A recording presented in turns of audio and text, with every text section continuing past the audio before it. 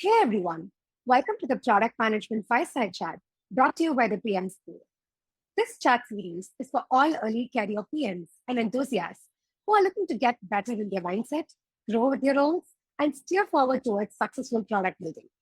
I'm your host, Aishwarya, and with me today is Aakash Gupta, popularly known as the Product Growth Guy. Aakash has led product teams at Epic Games, Google, Affirm, ThreadUp, and has also been sharing his 50 plus years of product experience as writing pieces in his Substack newsletter. Hi, Aakash. Thank you so much for being here. Hey, Aishwarya. So happy to be here. So happy to chat as well. Pretty excited to dig into your journey. So yeah, let's get started. Sounds great. Cool. Aakash, so you've been a PM yourself and you've grown through your path and you've also hired a lot of PMs. So from your experiences, what would you suggest as the first set of things that new PMs should focus on, especially those small wins that can give them a lot of confidence when they start their career with product management job, right? So you can also probably counter it with what not to do. So just your take on that. Sure. So if you're an early career PM and you just start your job, I think the three things you should focus on, one, like building credibility with your team, which means being the glue, doing whatever it takes. At the beginning, early in your career, you don't need to do PM exactly how Marty Kagan said in Inspired.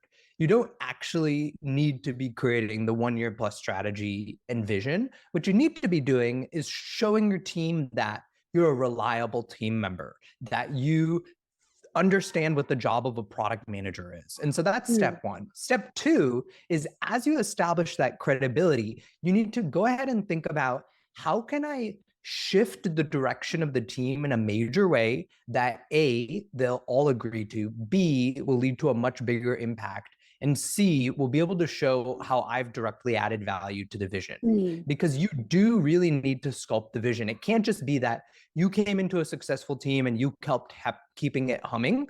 You have to up-level that team. And then the third thing you need to do as you're scaling up in your career, especially month 4, 5, 6, as you've gotten a little bit of direction changes, you need to start going on an evangelism tour. You need to meet all of the product leaders at your company, make sure they understand what value you've added in the last 3 months, create a relationship where they can give you feedback in the future. Because what you don't want is they sit in a product review with you, they have a negative opinion about you, and then they just state that at the next performance review cycle. You want to make sure that you have a relationship with all of them so that they actually tell you first. So those would be the 3 most important things. Awesome. What I love about this is the terminology that you've used, right? Whether it's being a glue or like trying to amplify your impact with the team and also trying to be an evangelist. This reminds me of one of the conversations that a fellow PM and I had, where we were chatting about how most of the PMs, when they join, they think that, oh, I probably have to wait until somebody tells me to do this, or I probably would have to see if my head of product is going to just hand this over to me. But I guess like being very scrappy, just, like ask no permission, but try to just take one leg of whatever's happening and try to make a small twist there and show your kind of an impact to the team is very important. And I'm so glad that you pointed that out. Yeah, so happy it resonated. Yep, totally.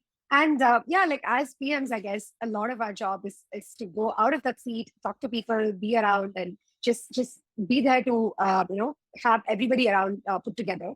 So like you said, like, just go around, evangelize, and get things done with other people's support as well.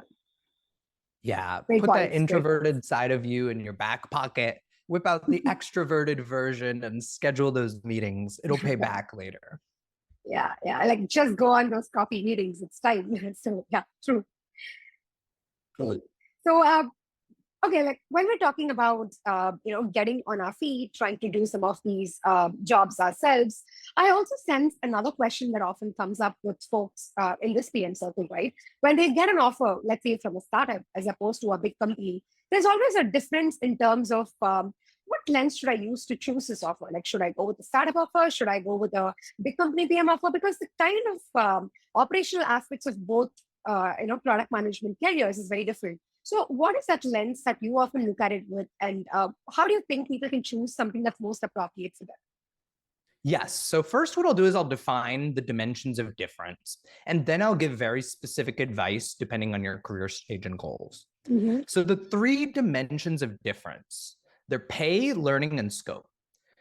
It's a matter of fact that if you go work for Microsoft or you go work for Netflix, you are going to get paid the most. And so some people tend to think that, oh, maybe the startup could pay as well. But I would look into the fine print and look at how your pay grows over 3 or 4 years. And if you go talk to a PM at Microsoft, for instance, after the fourth year, if they have been performing well, they will receive equity awards that will have Mm-hmm. appreciated in those equity values so fast that the total comp is almost always going to be more at those bigger companies. And so I think some people don't realize that.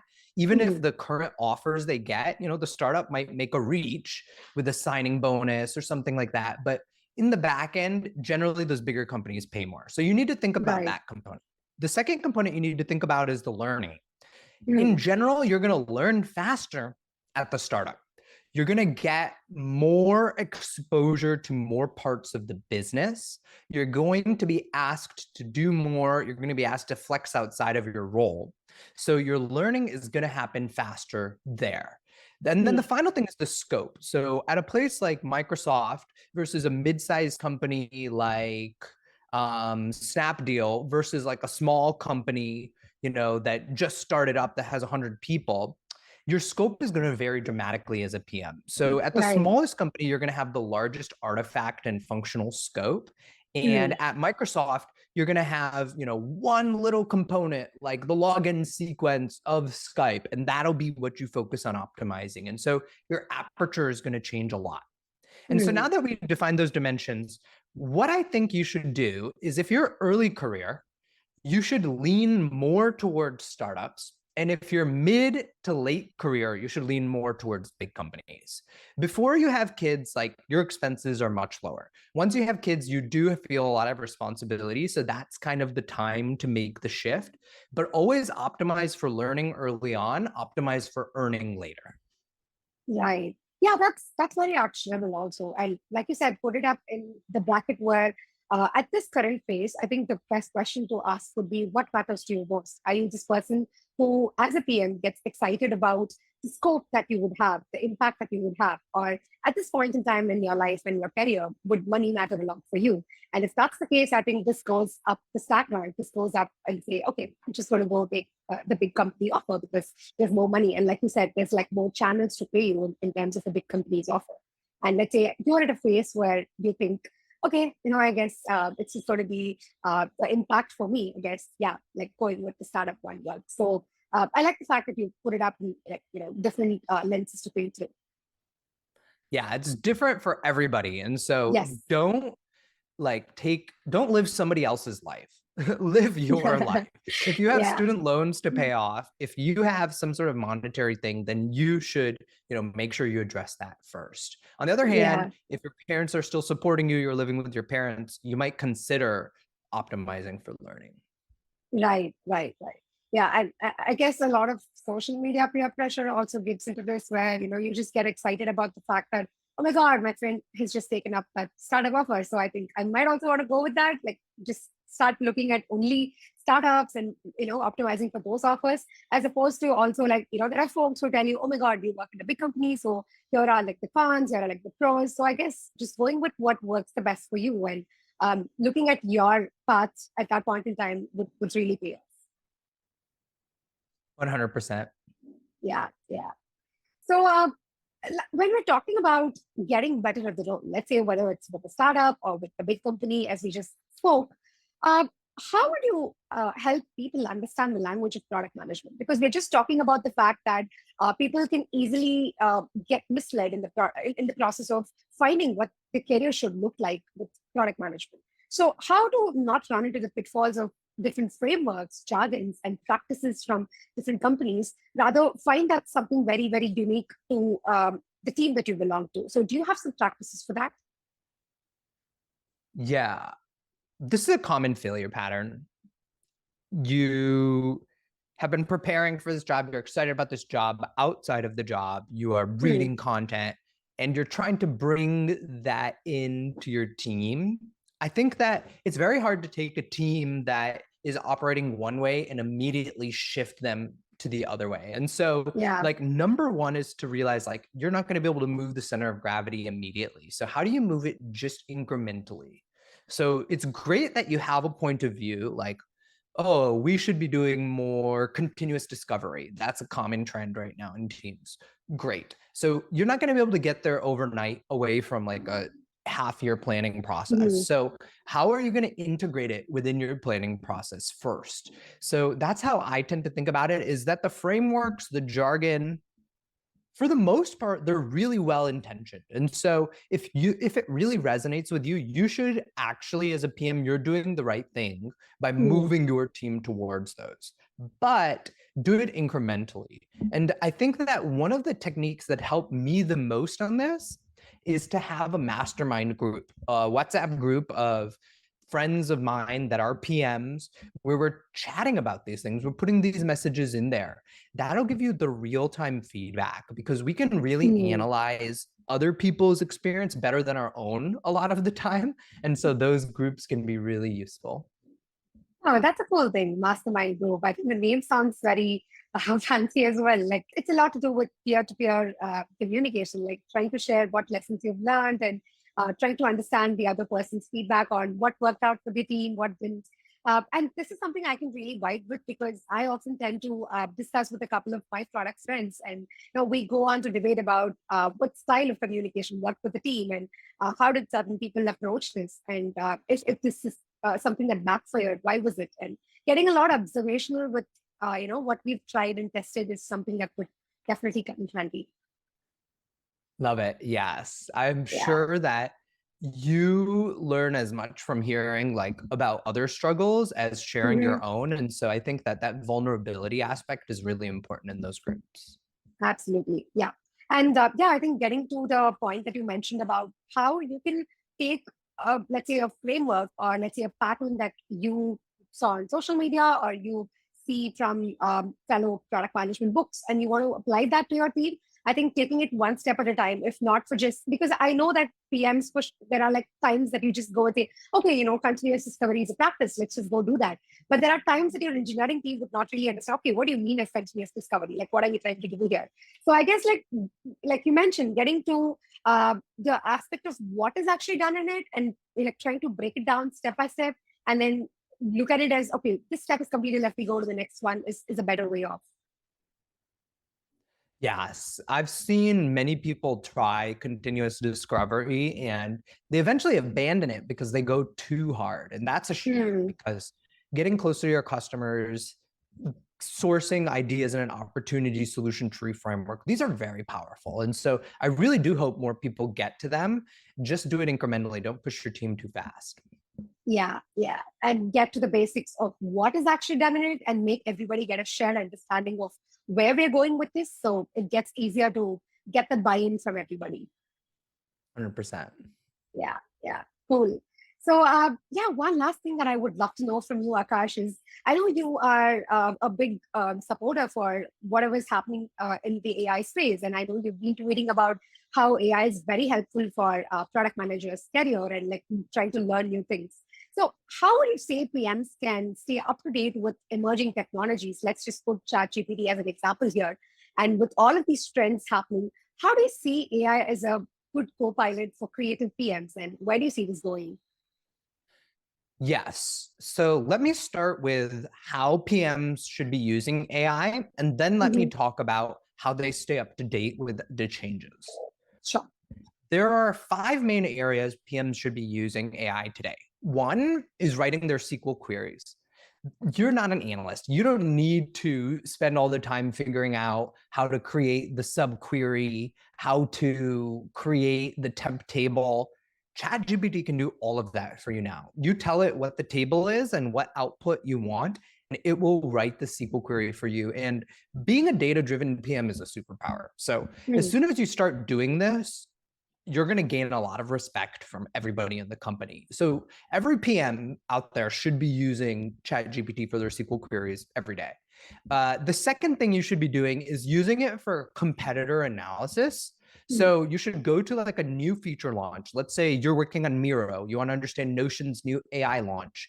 You go to that. You go ahead and ask ChatGPT to help you analyze, what are their metrics of success? Why did they launch this feature? What are the key gaps? You can use all that information to then build your competitor feature. And you can then ask it, what is the gaps in my feature? So that's another thing you should do is competitor analysis. A third thing that you should be doing is thinking about, how do I aggregate my customer feedback? So let's say your app store reviews. You should have it ask you, what are the top 5 things that our app store reviews in the last week have suggested that could be potential features that I can build in my product?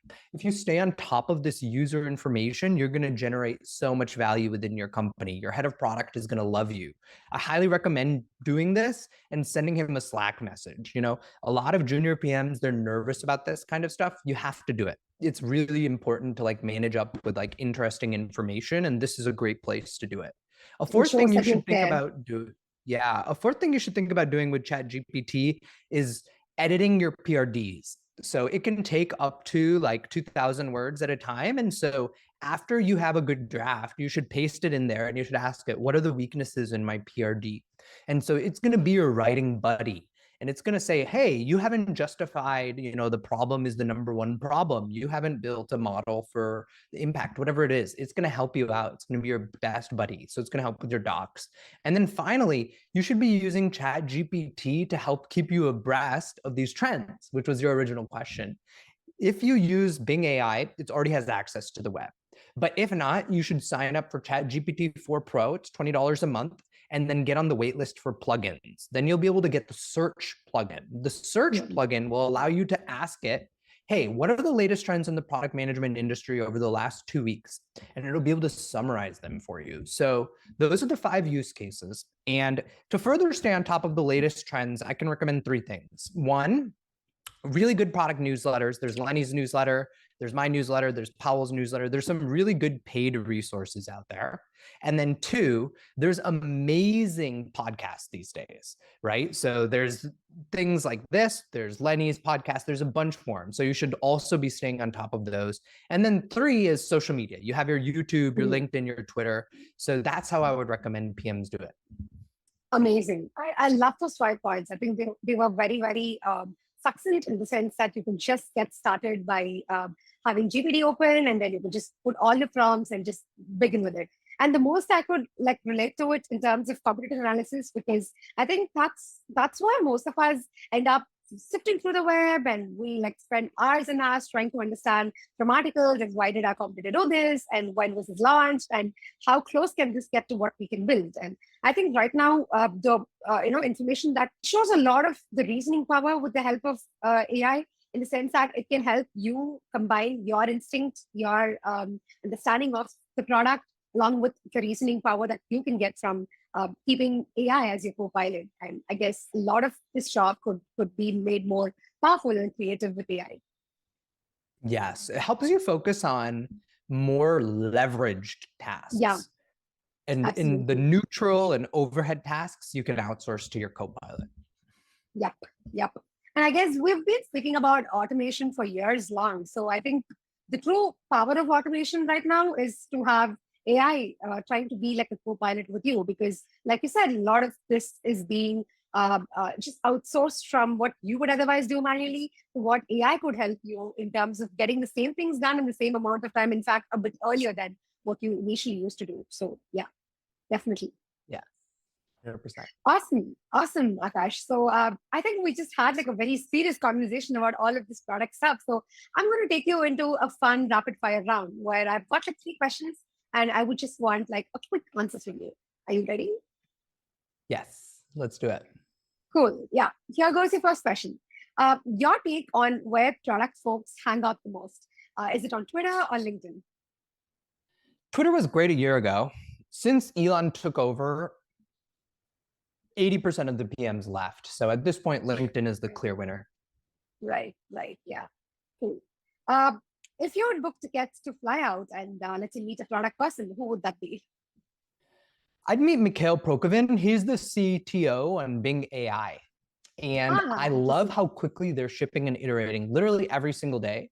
and he's on Twitter responding to people who encounter bugs, who have feature requests. And so I think it's one of the examples of rapid product development and feedback. Absolutely. A huge Bing fan. And I think I signed up on your waitlist. Ever since I've cleared the waitlist, it's been amazing to interact with Bing chat. So a clear fan here. Awesome. So if you were to host a product event, let's say, what would theme be? Or like, do you have any name of the event in mind? Well, for me, I'm in the niche of product growth. So that would definitely be my title. And we'd focus on the growth side of product as opposed to general or platform aspects. Right. And I think that's the name of your Substack newsletter as well. So yeah, goes the phrase without saying. Yes. One day I want you to think of product growth and think of my face. We're nearing that day. So yeah. All the best, Aakash. It was amazing having you on this chat, and super good nuggets that you shared, all actionable. And I think for the listeners who are just trying to wrap your heads around how to get started with the PM career, how to stay up to date with trends, how to grow in their role, I think some of what you just mentioned are just very, very practical and something they can take and apply in their daily life. So thank you so much for sharing these. It was my pleasure. Thanks for having me. Thank you.